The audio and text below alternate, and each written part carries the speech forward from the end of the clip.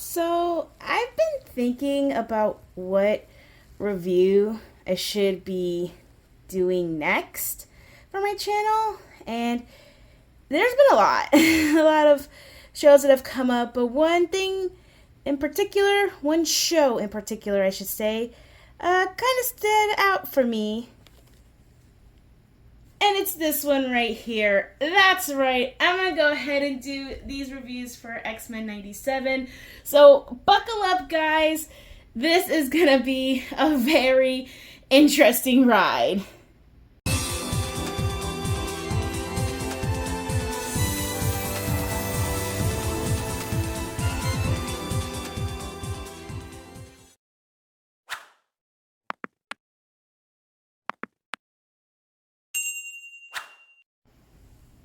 Hello there, everybody. How's it going? This is LunaStar103 here, welcoming you back to the Lunar Nightmare Network. And that's right.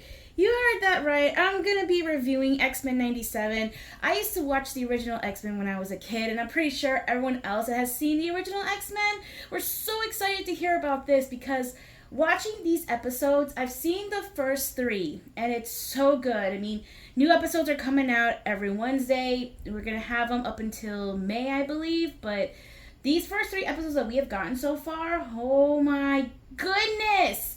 They are so good, and it still feels like you're watching that same era of X-Men, how it is, the style and the feel of it, and just all the stuff that they have as if you were watching, like, still the original X-Men. X-Men 97 is a continuation of that, and you'll see what I mean when we get to it, because there's going to be a lot of stuff that is going to be mentioned within this episode, the second episode, and the third episode, but oh boy. But let's start with this one here, episode 1, To Me, My X-Men.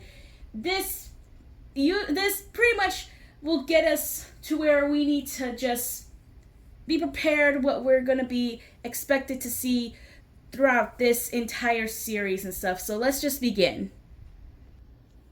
So we start off with what's been going on since, the last episode of the original X-Men, and it has been revealed, it has been a year since, things have passed. So basically, yeah, this is when they say, like, it still gets that style and the feel as if you're watching the 90s X-Men, because literally, since all those years, nothing's changed, nothing's, like, past or anything, like, there's no, like, new technology or anything like that. They're still in the 90s era of it, and that's what I like about it. I think that's what everyone likes, because, with reboots of certain stuff, it's like, oh, let's go ahead, it's modern days and stuff like that, and, we gotta go ahead and do it like this. It's kind of like loses the feel of, like, what it was originally, and, just doing all of this, it still feels like we're still watching the X-Men.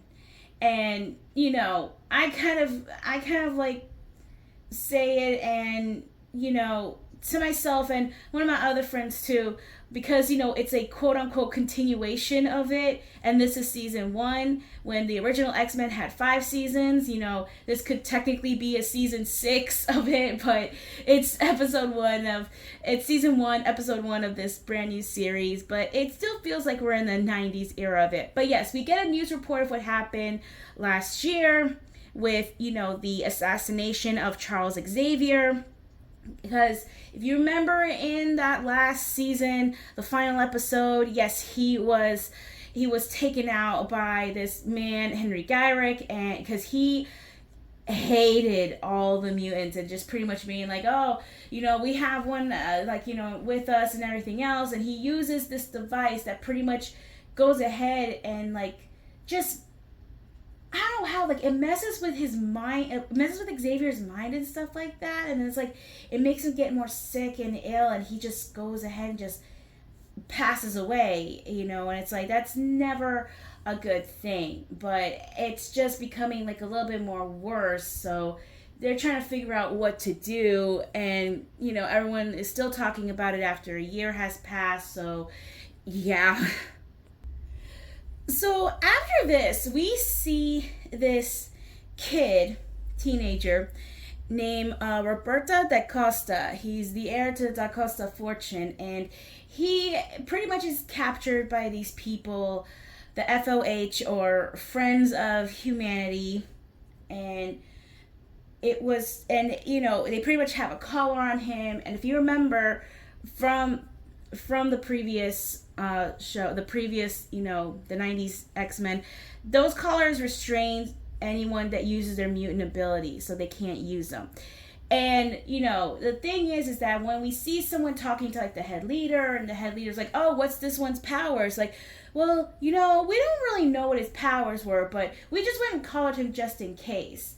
And my mind is, well, how do you know he even is a mutant if you don't know what it is? But my fiance kindly pointed it out to me that they have Sentinel tech, and they do say that they have Sentinel tech, and that tech indicates which person is a mutant, so they wouldn't collar an innocent person. But I would feel, because in this day and age, and because how everyone is around people, I feel like, to me, to this point, no one can be considered a regular human, or like a mutant or something like that. They could just be like, oh, like they're suppressing their abilities and stuff like that. And the fact that he says, oh yeah, we don't know his powers and everything, but we called him just in case, indicates to me that, so you mean to tell me you're willing to like collar up an innocent person if you don't know what this person's abilities are, or if it's just, again, an innocent person. So I don't understand. But yes, we do see Sentinel technology there and everything, and that could instantly detect which person is a mutant and which one is not. And it's during this time, you guessed it, once they realize that someone is in trouble, a mutant, at the hands of the FOH, the X-Men come in, and we see our first two, Storm and Bishop. Now, if you remember what Storm and Bishop's abilities are, then good for you. If you don't, if you're new and you're watching this, I implore you, please watch the original series before you go ahead and watch this, because, going into this, it's kind of like, okay, they say stuff in here that's kind of like, well, wait a minute, what is this? It's either, it's in the comics, or it was mentioned in the original series of X-Men. So watch that. And then, but for those of you that have that know what their abilities are, and if you guys really don't mind spoilers of their abilities, go, and then that's fine. But if you've seen the intro, all right, cool. But Storm's ability, she could control the elements. She could control the weather. Bishop, you hit him so many times, like his arms, it kind of builds up a lot of like kinetic energy and power and stuff like that. He could shoot all that back at its opponents, like with how many times he gets hit and everything. All that power stored up, like kinetic energy and power and stuff like that in his arms, and it could just be shot back at other people with, no repercussions to him, but, repercussions to the others. We see yet another member of the X-Men, their leader, Scott, aka Cyclops. He goes ahead, and his abilities are he shoots, lasers from his eyes, and he has a visor on them.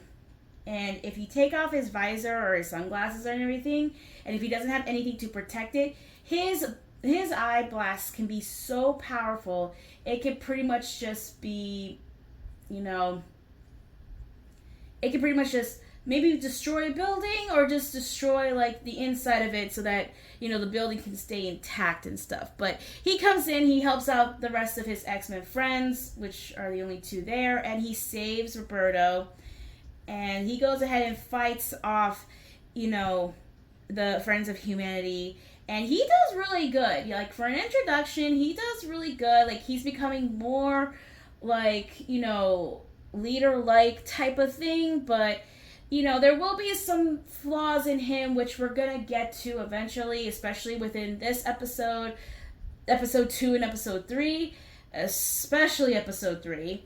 And there's just like a lot going on with him right now, especially, with the other stuff that will be happening. But anyways, they go ahead and they save Roberto, and they leave, they leave the warehouse that, the FOH are at, and just go back to the mansion that they all live at.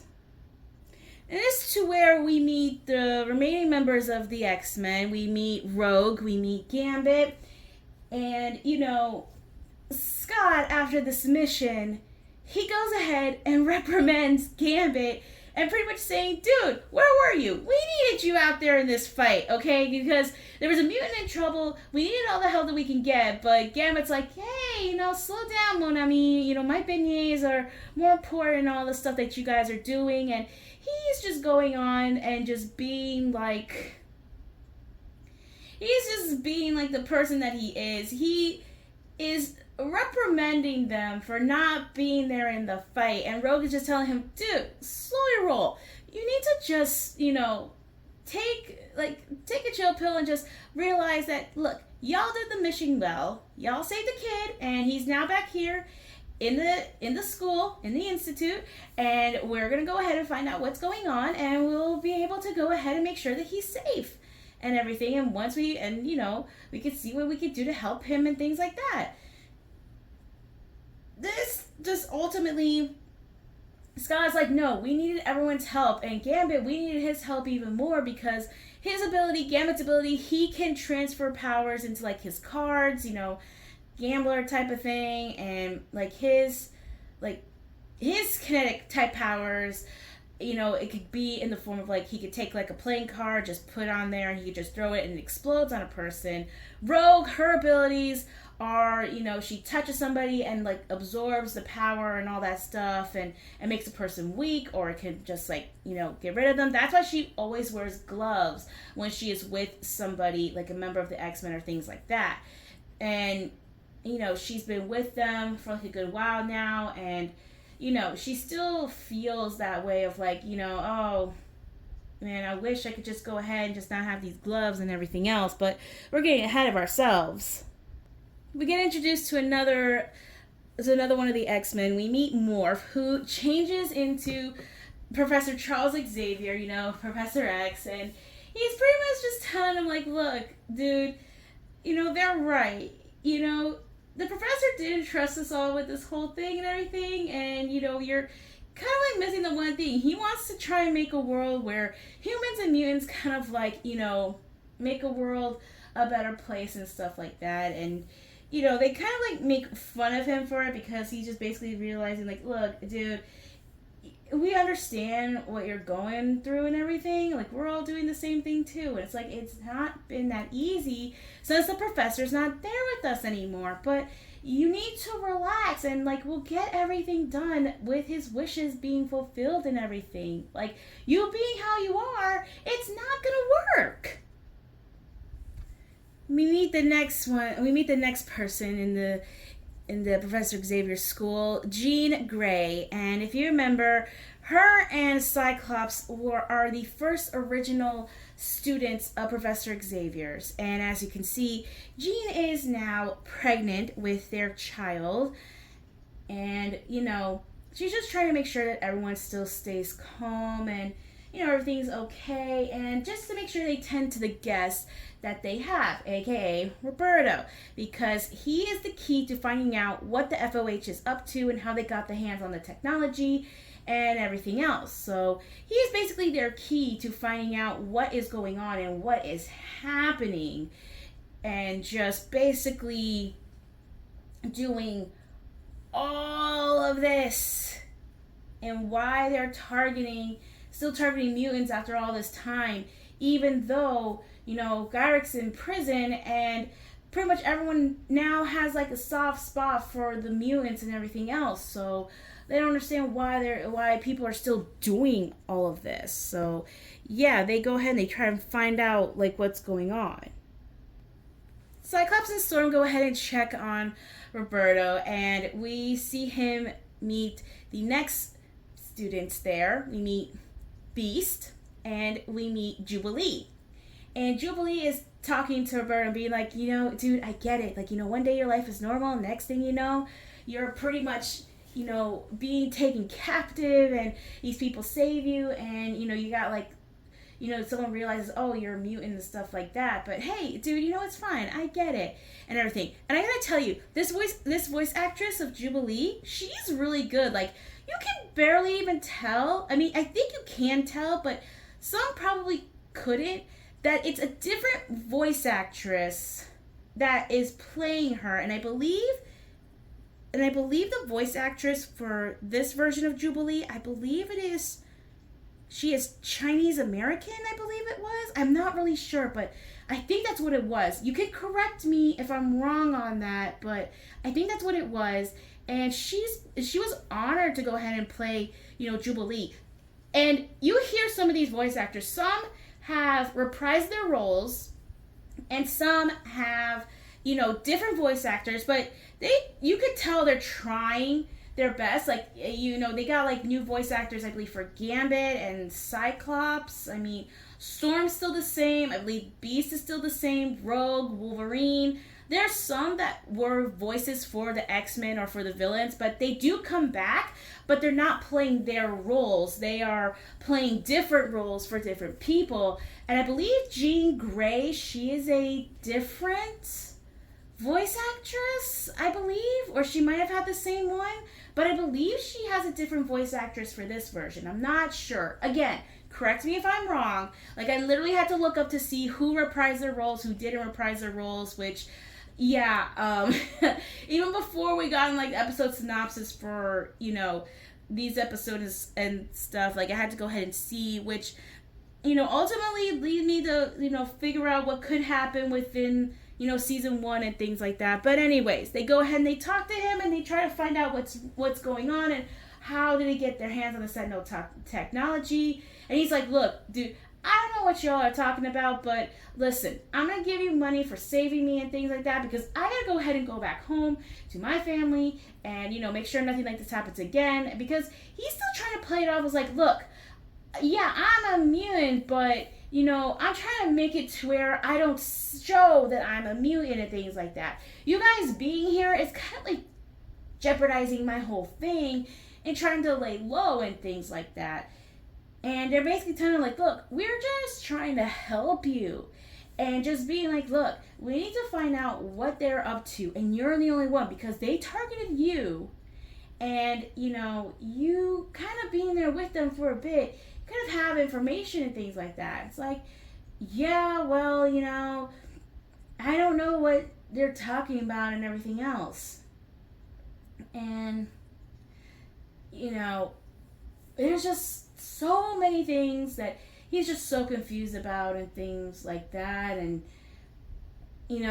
Jubilee is just pretty much like, hey, look, we'll just go ahead, we'll do something else. You want to go ahead and do something fun? And Roberto's like, yeah, well, beats, having to stay here listening to a guy humming Mozart and things like that. So she's like, okay, cool. I got a perfect place for you then. Jubilee takes him to this simulation to where they meet another one of the mutants, their villain, Magneto, which going to be a big reveal at the end.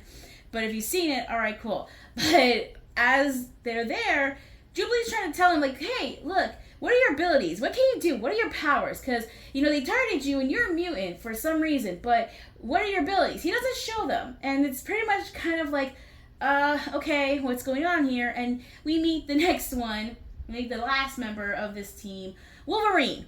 And, he goes ahead, and you can tell Wolverine's voice has changed because the voice actor's still the same. And, it's kind of hard because it's been years now since, like, the original series ended. And, they went back and, are rebooting the series, sort of saying. It was kind of like, oh, it's a continuation type of thing. And they got the original voice actors, but you can tell Wolverine's voice has changed, like, a lot. But, he's still Wolverine. And, he pretty much just gives him, like, a hard time and things like that. But, simulation ends and finds out, oh, yeah, this dude's real. And everything else, so on and so forth. But in the end, we don't see his powers. Scott and Jean are going ahead and talking to Dr. Cooper, who is one of Charles Xavier's most trusted allies and friends, and she's the one that wants to pass the bill of like, okay, let's make mutants into, allies and things like that. Like they're human just like all of you, and things like that. And she was very heartbroken when she found out that Professor Xavier is no longer here. And Scott's trying to figure out like what is going on. How is it that these people got their hands on Sentinel technology? Like, I want answers. And she's pretty much trying to figure out too, because she doesn't even know. But to him, it's like, oh, you know something. You're hiding it from me. You're not telling me what I need to know. And, they're trying to figure out after this whole thing, and they're trying to find this guy, Bolivar Trask, and just seeing like what is going on. And they're saying that the guy Trask has been missing since his robots and stuff try to swipe the senator's mind with Sentinel mind, and he needs to go ahead and create like mastermind and master mold and stuff like that to do what he has to do. But he has been missing, and the only factory that he had was destroyed by the X-Men like a year ago. And, Scott's getting annoyed. He's just like, you know what? Just whenever you have time, just please help us out and just go ahead and do all this. And, Dr. Cooper, I could tell, she's getting a little bit annoyed. She's saying like, look, I can understand y'all's frustration. Charles Xavier was a really good friend of mine, and that's why I urged the UN to try and go ahead and help y'all out and everything else. And that's what I'm trying to do. And Scott's basically saying, the professor said, trust comes when I go ahead and I see it, when I earn your trust and stuff like that, or you are my trust. So until I believe that, like at this point, I don't really believe what you're saying to me and stuff. And he just ends it right there. After their conversation with Dr. Cooper, Jean and Scott have their own little talk too, and it's not until like why Jean realizes that Scott is acting like this is because they got the death certificate for Charles Xavier, because it showed up like yesterday. And he's like, yeah, it's really hitting hard. And they see a picture of the two of them with the professor and two other mutants that started off the school and everything. And they start talking about their childhood and and everything else and all that stuff. And she's like, all those days have been on my mind, darling, but I've been wondering, since we're having the baby and everything like that, maybe it's time for us to think of a life beyond the X-Men. And she's basically saying, let's go ahead and leave the team. The team will always be family, but we have a family of our own coming. So him being here is gonna be a little bit more difficult, so we need to go ahead and just leave. And Scott at first is hesitant, and he's just basically saying, what do you mean leave? Like, Jean, this is our family that we're talking about here. We were the professor's first students. What do you mean leave the team? And she's like, well, Scott, it's like you've been saying, what have we been fighting for if not given a chance to go ahead and live like normal lives for all of us and everything. And our son is going to need all the love and support that we can get from him and things like that. And him being here, it's not going to be safe because everyone's going to know what's going to be happening. And we're not going to be able to do all the stuff that we need to do with with the team and everything else. Us leaving would be a good thing. During all this, Jubilee goes ahead and like fights Wolverine and throws a basketball at the window where Jean and Scott are destroying the picture of them with the professor and the other students as well. And they go ahead and Jubilee tells Jean and Scott, hey, Bozo here, Wolverine, scared Roberto off, and like he ran off somewhere, and I'm worried. What are those creeps find him and everything with the Sentinel device? And Scott says, Logan, just find him with your scent. Oh yeah, Wolverine's abilities, he has adamantium claws, and he has a very strong sense of smell. And he could go ahead and find a person if they have a really, really good, strong scent. And Scott says, Logan, use that nose to find Roberto. Take Jubilee with you. And then he looks at Morph, Gambit, and Rogue and pretty much just says, hey, you know what? All of you can go ahead and stand to be like real X-Men. You go along with the two of them. And Rogue's like, wait a minute. What do you mean? We didn't do a dang thing. And pretty much in her words, it's like saying, we didn't do anything to scare the kid off. That's pretty much Logan's fault. And Logan and Scott have an argument to where it's gonna be like a full out fight.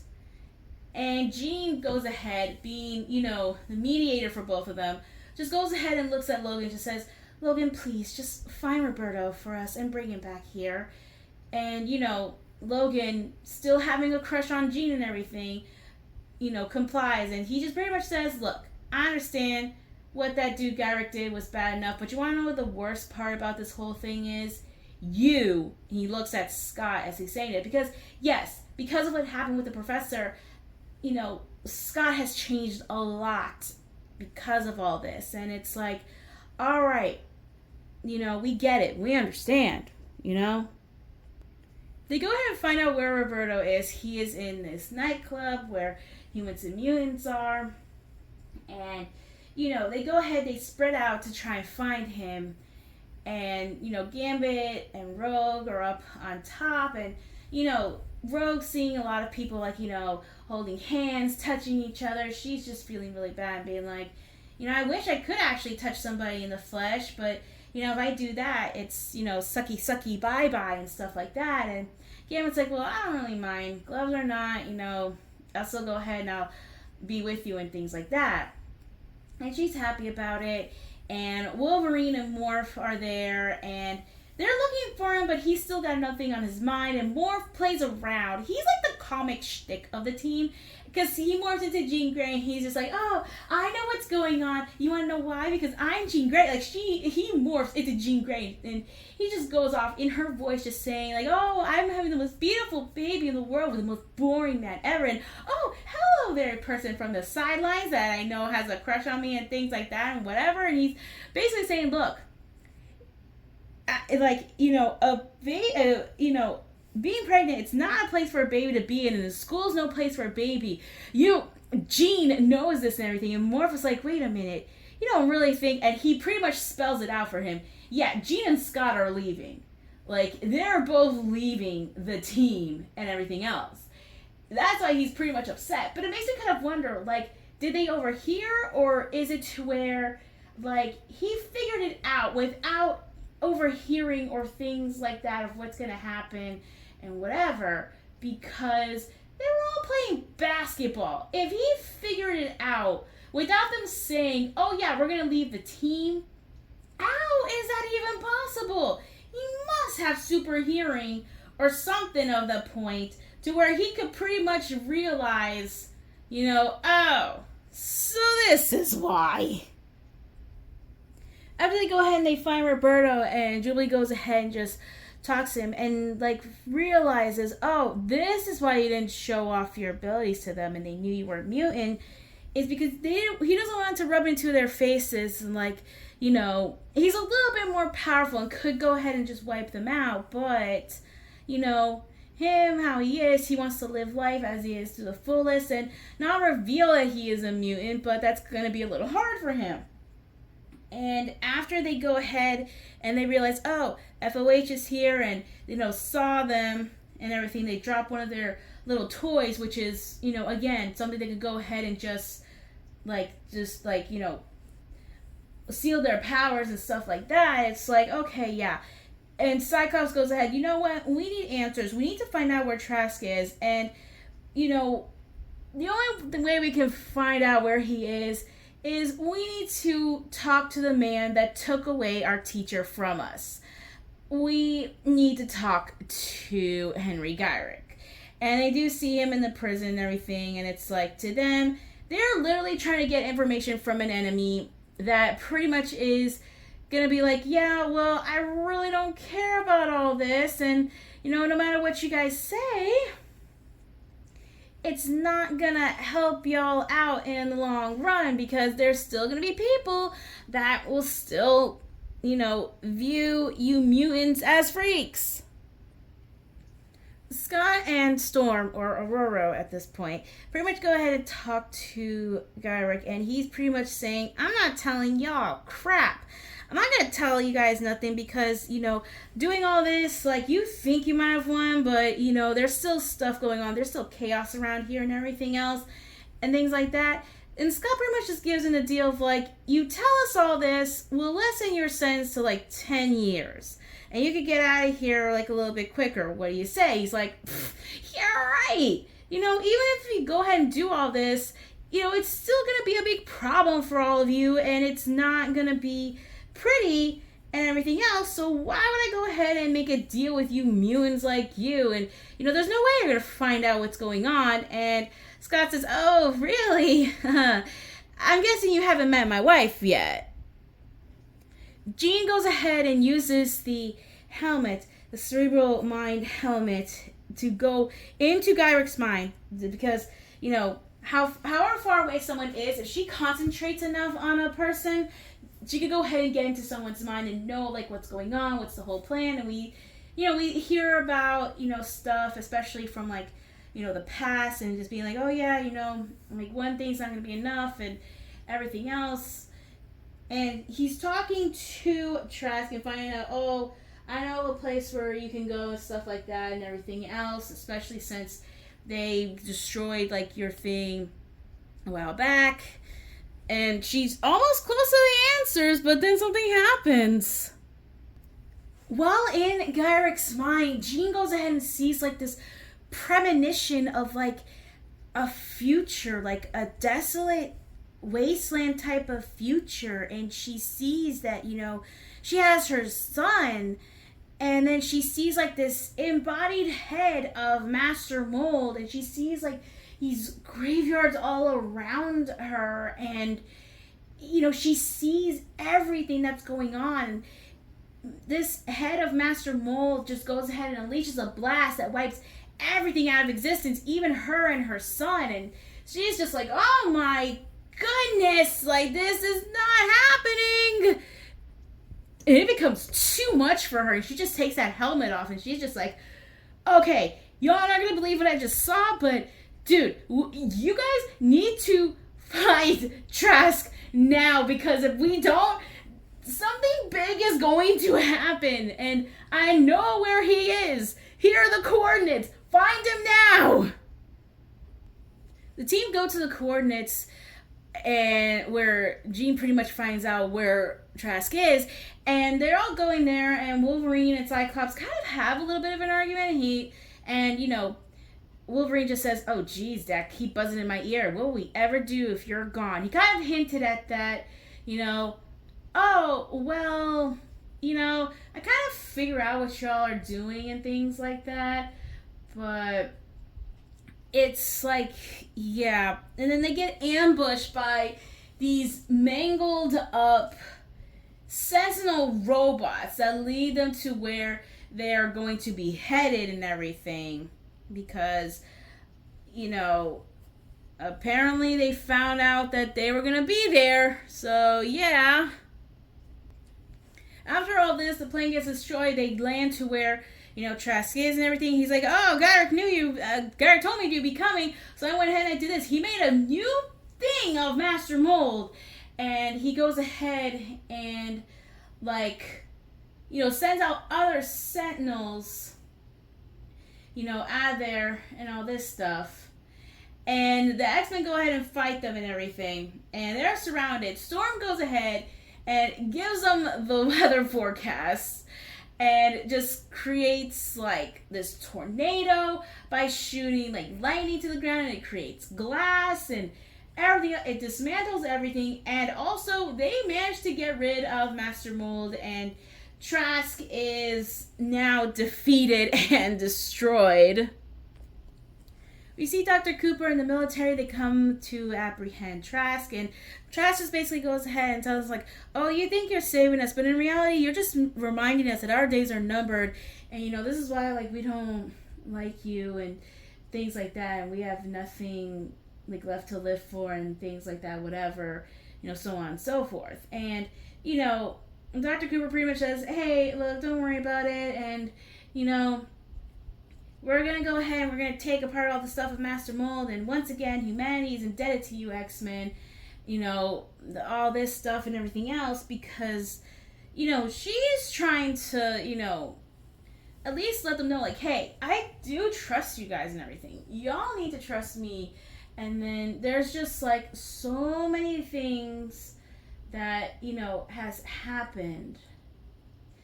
And, you guys just need to realize that, look, you still got people on your side. Don't worry about it. And things like that. Towards near the end, like, everything is good, and Roberto can finally go ahead and leave the institution, and he's happy. But then Jubilee reminds him, like, hey, look, remember how I said I was like you? Yeah, I was like that too. I ran away, and, Sentinels found me at the mall, and the X-Men came and saved me. And, they took me in because I helped them out and everything. And, I stayed with them, and they helped me figure out who I am and everything else. Yeah, they're my family, my foster family and everything, but they're still like my family to me, and they took care of me and everything else.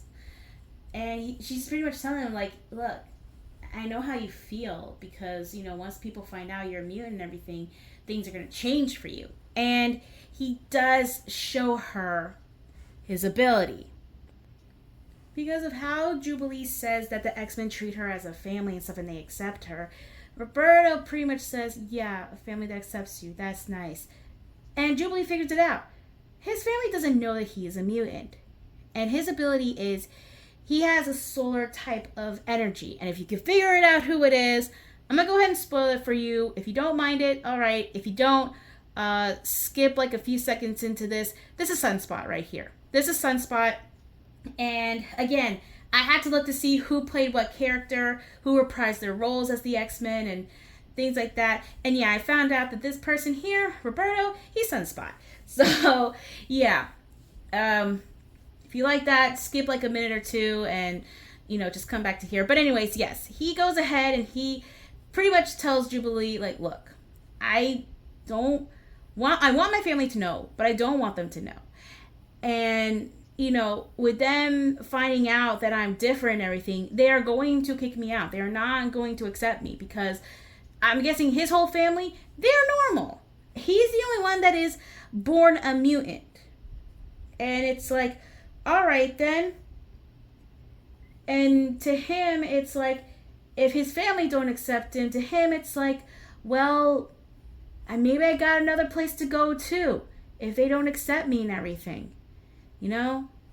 And he does leave, gives Jubilee his card, and being like, hey, I'm single and everything, and who knows, maybe I'll let you fly one of my jets and everything, because Cyclops still won't let her fly the jet.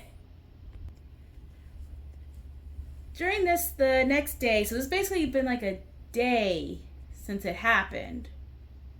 Yeah. So it's been like one day since they went and saved, or maybe like a day and a half or something, or like 2 days. I'm not really sure. But yeah, so like the next day, all the X-Men are going to play basketball, and Scott realizes he's been a bit of a jerk, which no surprise there. He's always been like that since like the beginning. But he goes ahead and makes an announcement along with Jean, but Wolverine says, oh, I know, you're planning on leaving the team and everything to provide a safe home for your family. But Jubilee says, what are you talking about? These two are the first students of Professor Xavier. If they leave, who's going to lead the team? Who are they going to trust them to lead the team and everything? They just look at each other and like they're saying, well, geez, we can't tell them now that we're planning on leaving and everything. And yeah, now they really are having the worst timing ever, because at the end of this episode, a mysterious person comes, and it is the last person they would not suspect would come. It is Magneto, Professor Xavier's frenemy. Like, they were friends at first, but then they turned enemies, and then they became allies, and it is so confusing with them. But yes, he comes in, and he pretty much has a book that's literally Last Will and Testament of Professor Charles Xavier, everything, like Charles Francis Xavier, he says everything that he created, like the school and everything, having all of you here, everything now belongs to me, my X-Men. That's right, you heard that. Magneto now owns the Xavier Institution, and the X-Men are now his. What? I don't get it, but there is a reason, and it's like, okay, how? But yeah, this is where the episode ends. But yeah, this whole entire thing is just crazy. Like, I like what they did here. We got reintroduced to the X-Men, or if you're just watching this for the first time, you got introduced to the X-Men, the characters that we're going to have and everything. But I implore you, watch the original series first, because, again, there are going to be things that are in the original series that they're going to talk about that would be like, wait a minute, what do you mean this, and this happened when we never saw that? Oh, it was in the original series, or oh, this might be a part in the comic, because there are a lot of stuff here that are in the comics as well that I probably missed, because to be honest with you, I've never read the comics. I've seen the original series of the original X-Men. It's just like, oh boy. But here's one thing.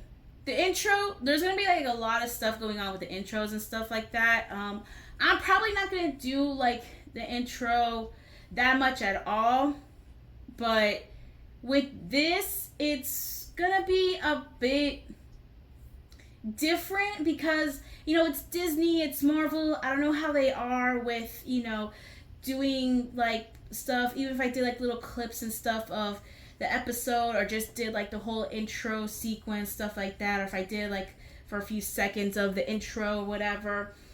But along with this, there's just like a lot of stuff they're going to be doing. So if you look at the intros and see some stuff that happened, like, oh, this happened in this episode here, oh, this happened in this episode, like, oh yeah, this was a scene in a comic right here, and things like that. So there's just like a lot of stuff that is like going on here. And this right here, first episode, is so good. Like, it feels like we are watching the 90s X-Men again, with how it is and the style of it and everything else. Yes, it's like remastered, like brand new and stuff like that, but how they are with some of the stuff and, you know, everything else, it's like, yo, I'm watching the 90s again. I'm back in the 90s, you know? And that's basically it. And again, the reveal of Magneto now owning the Xavier Institute. What could this mean for the rest of the X-Men? I don't know. It's just pretty much like, it's just pretty much going to be really interesting to see how Magneto is with the X-Men and things like that. But that's all I got to say. Let me know what you guys thought of this episode. What did you guys think of it? You know, anything interesting left behind or things like that? You know, make sure to like, share, comment, and subscribe to this channel, and ring that bell so that you can be notified of any other future videos that I do. And yes, I know this video is going to be really, really long, but hey, you know, first episode right off the bat, we're going to go ahead on to the next episode. But until then, I will see you all later. Lunar Nightmare Network, signing off.